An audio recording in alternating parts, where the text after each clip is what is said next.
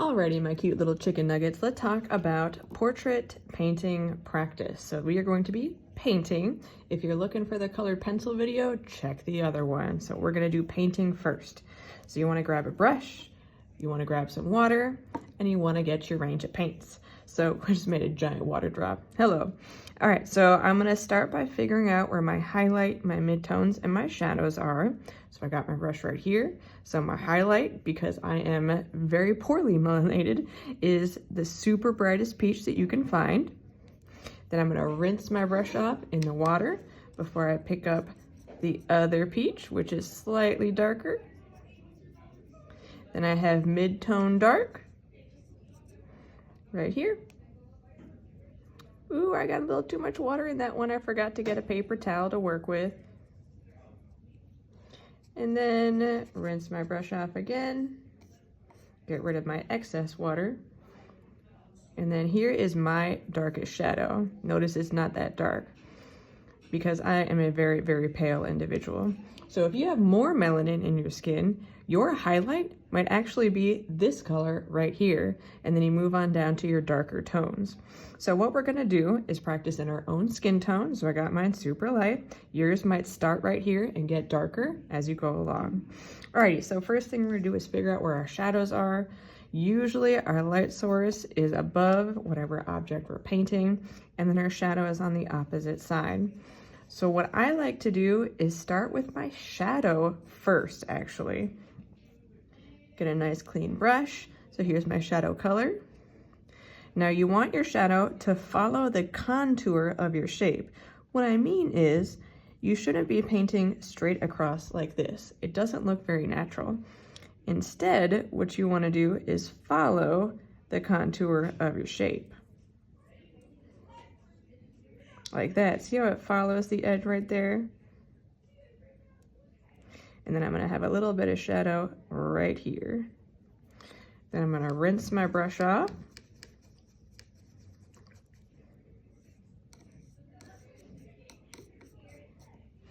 Dry it off. Next thing I'm going to add, and this sounds kind of weird, I started with shadow. I'm going to move up to mid-tone light. So I'm going to this peach right here. I'm going to take that peach and I'm actually going to paint it everywhere. I'm feeling a bit free since my contour edge is very, very thick, but you want to show a bit more control. I'll show you how to make clean edges with your paintbrush at the end of this video.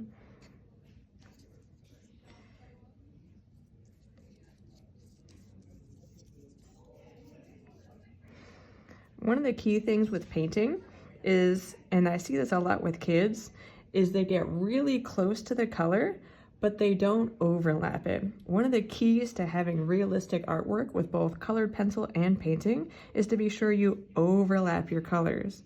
I'm gonna show you what that looks like. So I've gone right up to the edge. Now what I'm gonna do is take that midtone I've been using and go on top of that actual shadow I just did. See how I'm going on top like that? You can already see it starting to blend a little bit.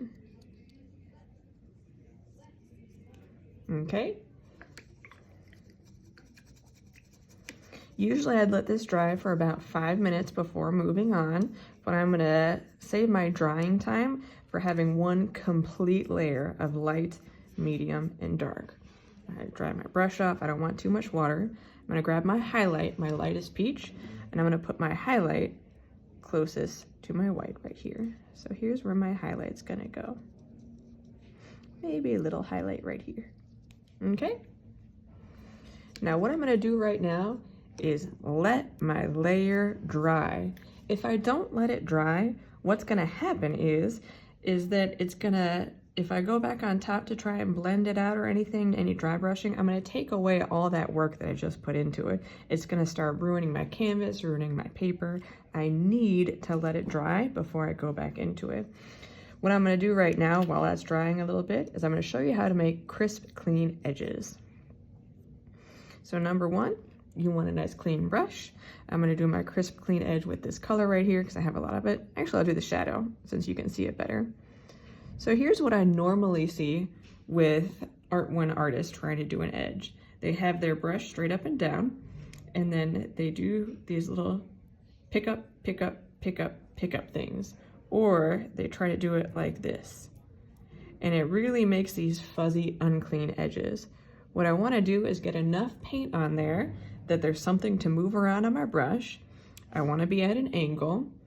And then I want to push, give it some pressure, and try to do it in one straight line. See how that's crispy clean? So I'm going to show you that again. So my brush is at an angle, not straight up and down. No, I want it to be at an angle. Apply pressure and glide. See how that edge is nice and crispy? And then imagine I'm filling in the rest of my object over here. So if I were making a circle, so I want to push down with a lot of paint on my brush at an angle. I can already see right here, I'm starting to get a little fuzzy. That means I need more paint on my brush. Pushing down at an angle. You gotta be brave for it to look confident and crispy and clean. All right, what I'm gonna do right now is let this dry. So I'm gonna leave this right here to remind you to let it dry. What you're gonna do is click forward on your video. So I'm gonna let this run while it's drying because uploading multiple videos to YouTube is super duper hard for me. So I'm gonna let it dry. It takes about, I don't know, 10 minutes or so. So what you're gonna do is just click forward to when I take this away and go on to layer 2. All right, here we go.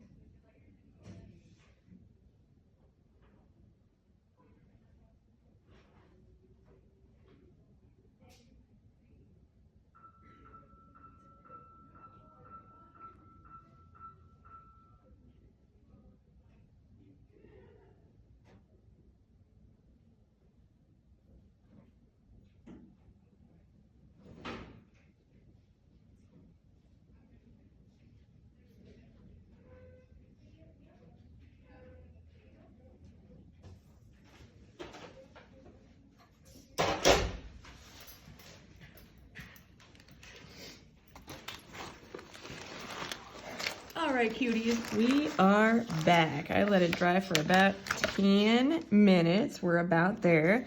I can see it's still a little bit wet right here, but we're gonna move on. So one of the things I need for the next part of our video for layer 2 is I need to have a paper towel, because I'm gonna do something called dry brush feathering. It's a way to blend your colors. All right, so let me get my brush ready. Alrighty, so I'm gonna demonstrate down here and then I'll do it on top of here. So if I want to blend like these two colors right here, one way I do that, if I have two colors next to each other, see how they collide? Doesn't look super blendy. What I'm gonna do is make sure there's no paint on my brush. And I'm also gonna make sure it's very dry, very, very, very, very dry. Alrighty, nice and clean. Then I'm gonna feather, so very lightly going back and forth. Light, light, light, light, light, light, light. So that they overlap each other. See how that now is more of a subtle gradation? That's what we're looking for with dry brush feathering. So here's what that looks like on here. I want to start down here where it's actually looking pretty dry. So I'm gonna go back on top and paint that same color again. Seems crazy, but ultimately what we're trying to do is build up some layers so that we can hide our brush strokes. We want them to go away, make it more realistic. So right now I'm getting all the water off my brush. I'm gonna add some of my mid-tone dark that I haven't added yet, right here. This paint's looking pretty old and lumpy, but we'll work with it.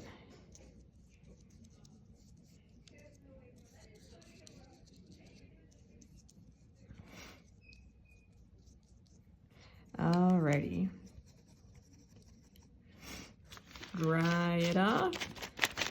Get some of my mid-tone back on there.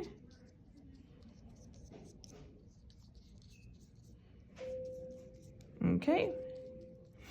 And what I'm gonna do right now is a little dry brush feathering. So I'm gonna rinse off all the paint so there's no paint on there. Like this. Get it all dry so there's no water on there either. And very lightly going back and forth. Now I chose pretty poorly on my brush because I chose a pointy brush. Really, the brush I like to choose is a square brush. I really like the square. I actually see a pretty ratty looking one, but I bet we can make it work. All right, this one's also perfectly dry.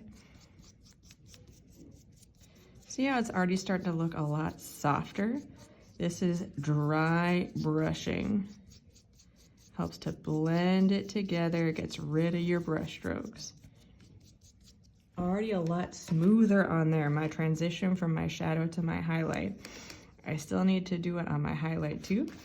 Rinse my brush off, dry my brush off, get some of my highlight on here.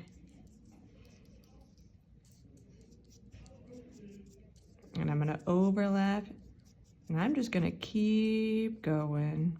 So it can start to blend. I'm very lightly touching my painting, doing some feathering, so that it blends into that mid-tone light.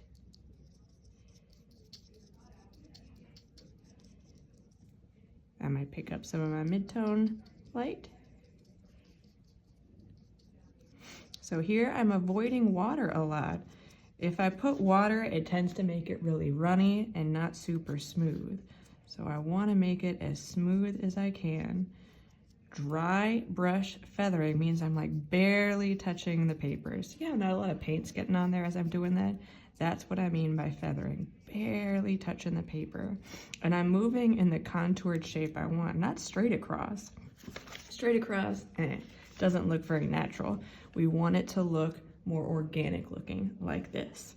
So you really only need about 2 colors to get this practice done. But when you do your actual painting, it looks even better if you add a 3rd color. You can get rid of some of the brush strokes on there, add any details on there you need to add, but you definitely want to do at least 2 layers, but be sure you let it dry before you add another layer. So if I wanted to add a third layer on here, I would need to let it dry before I go back in again. All right, bye kids.